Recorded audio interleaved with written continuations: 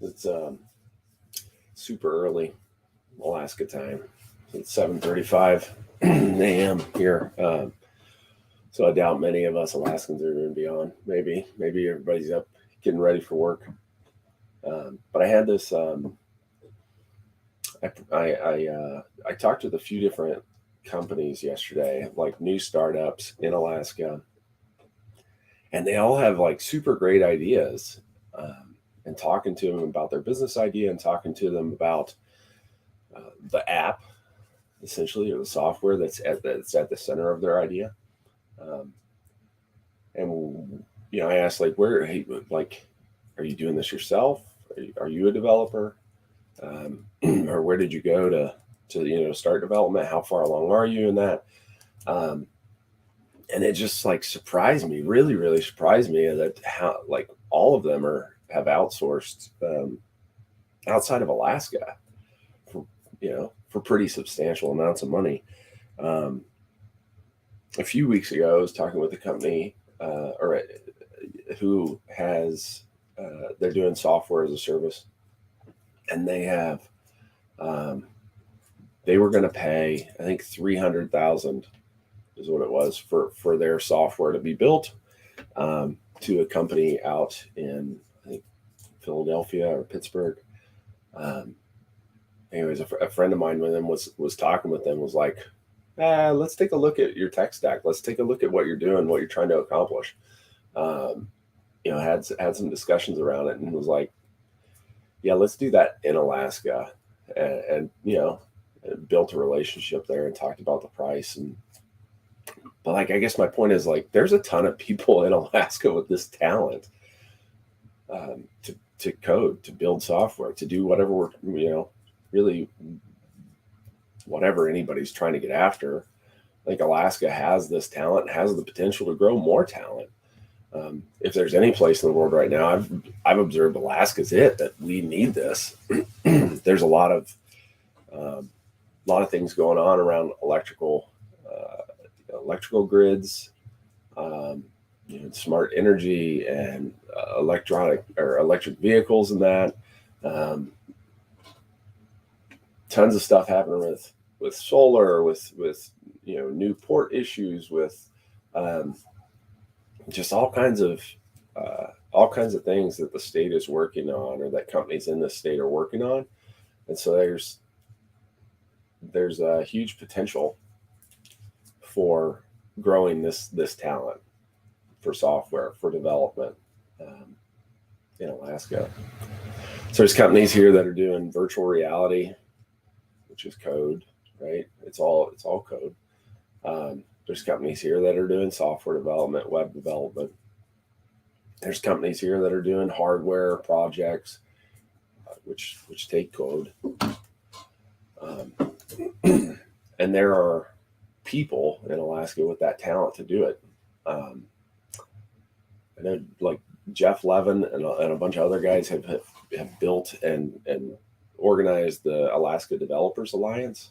So there's a whole group of people that meet and have formed a community.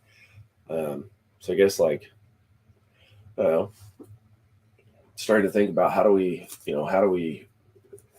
start to make that more vocalized? How do we have a discussion around that? How do we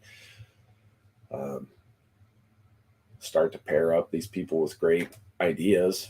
They have problems to solve, opportunities to address, and it's going to take a software solution at the center. So how do we start to pair them up with people in Alaska that have that talent? Let's see, Alaska Developers Alliance.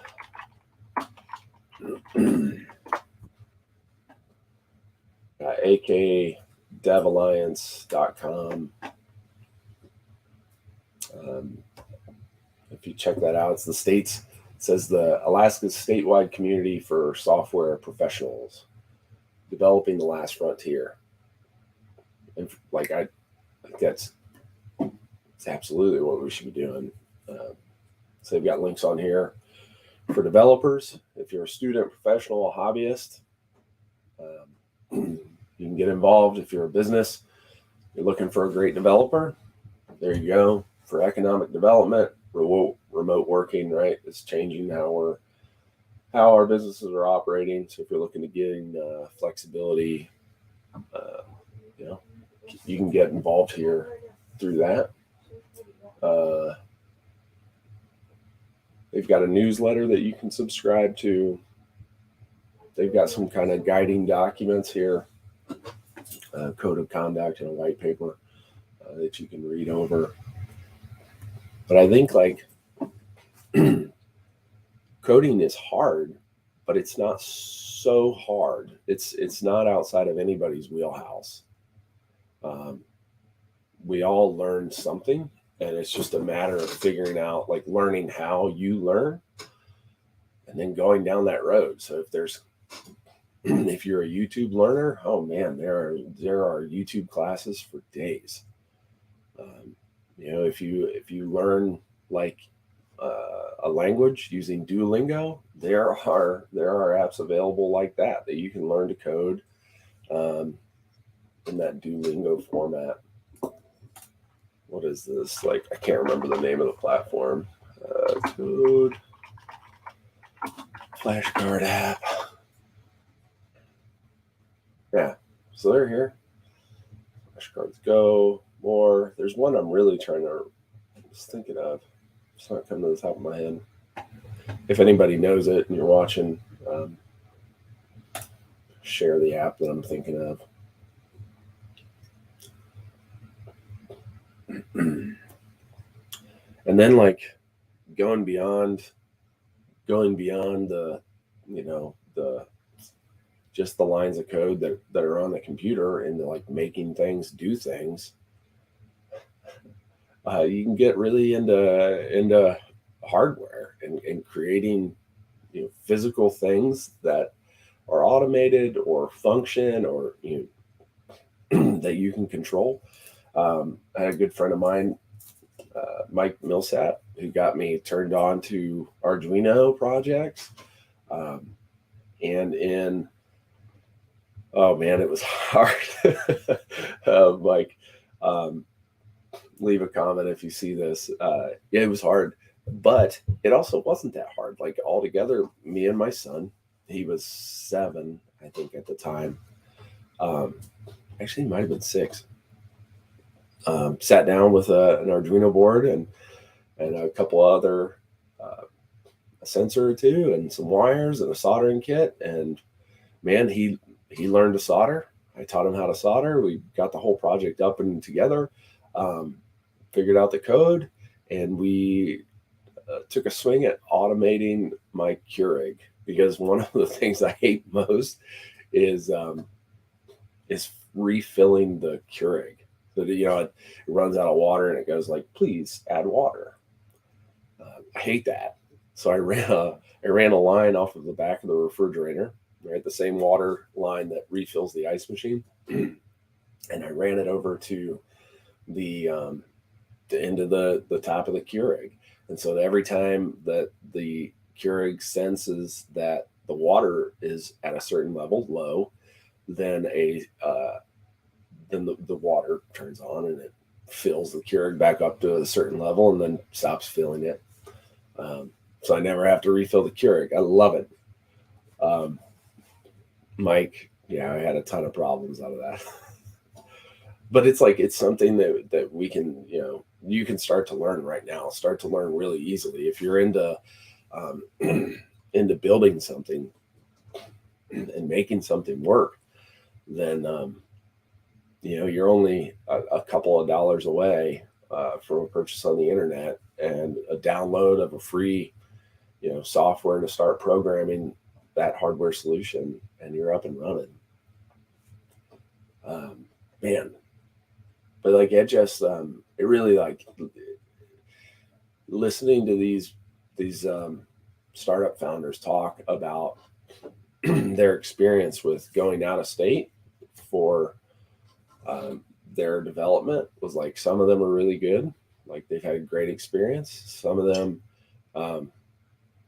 they describe a good experience, but in my experience, sort of taking in what they're saying and then matching that to what I know could occur, they're really missing out, really missing out on some top tier talent here in Alaska. You've got a lot of students coming out of the UA programs who are computer science majors, and these kids coming out of college have spent a couple of years just messing around, toying around with projects. Some of them are Alaskan, and that in Alaska we've got a ton of things to do outdoors. But on those snowy days, you're in, and so so I think a lot of us probably stay in. Maybe I'm just biased because I stay in and try to learn, sit behind my computer like a nerd. But that's the thing to point out. Like there are a lot of nerds in Alaska, and we've got, I think I'm like a level 2. One of my friends, Jake Peterson, he's got in his LinkedIn title says level 6 nerd. So if he's level 6, I think I'm probably like level 0.5, because he's wicked sharp at everything, everything tech.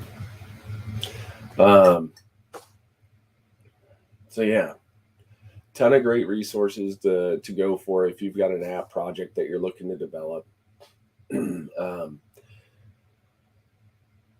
lot of great young talent, a lot of great experienced talent, guys who have been working on. We've got people up here that are working on Amazon, they're working on AWS, they're working on all kinds of other major projects from the major Googles on down. So the talent is definitely here, even if the talent that's here doesn't have the time to work on to build your thing, right? To be hired. Everyone I've ran into up here is so willing just to help the next person grow, to take a look at a software idea and go like, oh yeah, that's a super great idea, but don't do that, do this, because this tech, choose that stack, that would be great, to run this sort of on your back end. And with that, as a non-technical person, that little bit of like information will help you when you're actually going to talk with your developer that you're going to hire, right? We say like a cup of coffee with a really smart person is better than 10 books. I don't know who said that.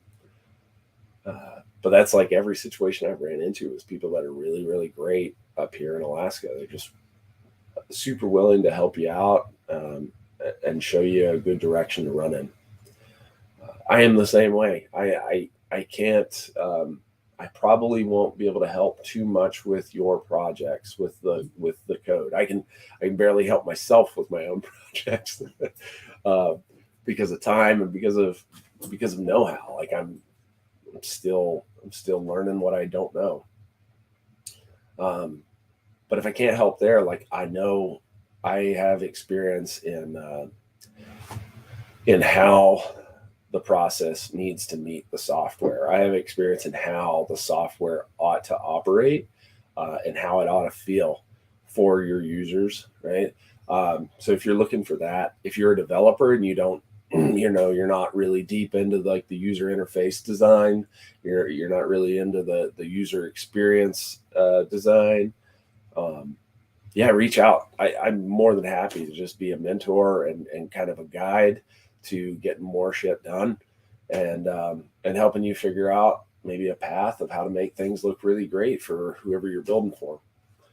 I think it's so early here that no one's commenting, and that's cool.